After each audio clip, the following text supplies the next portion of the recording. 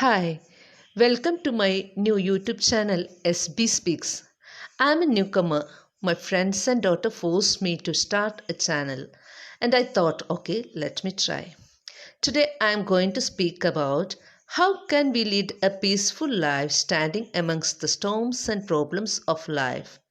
Yeah, we can overcome all the struggles and problems of life if we try a few steps for it. As per my experiences, I believe whatever happens in my life, it's happening under the will of God. And He knows well what to do for me. I strongly believe in this. So, whatever happens in my life, I've learned how to balance in such situations. My favorite Bible quote is from the Old Testament, Proverbs chapter 16. It says, "We may make our plans, but God has the last word." In the same chapter, last verse says, "Men cast lots to learn God's will, but God Himself determines the answer."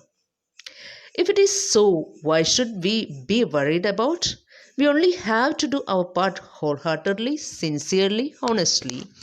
Then leave it to God and say, "God, I have done my part well. The rest is in your hands. I am ready to accept whatever you do for me." Recent viral video shows a small boy trying to do origami, but it's not coming out well. Without any hesitation and tension, he says, "Some will be ready and some won't. Mine is not. No problem. It's okay." His attitude towards that situation was appreciated all over the world. We too should learn to attain such a mentality to accept the situation as it is and to maintain the balance of our life. And another point is we always compare our life with others. It's not a good habit. Accept that the lifestyle, life situation, living standard vary from each other. So never compare yourself or your life with others. It's our life. Live it beautifully as we can. Next is we always feel bad when get into depression when others point out our mistakes and drawbacks. Some people fall into depression and never come up. It's because they take those comments personally. Just realize, accept the fact that people will react to your every action in constructive way or destructive way. They will criticize, oppose. It's quite natural. But how we react to such comments and situations is more important. We must change our attitude towards such comments and not try to correct them.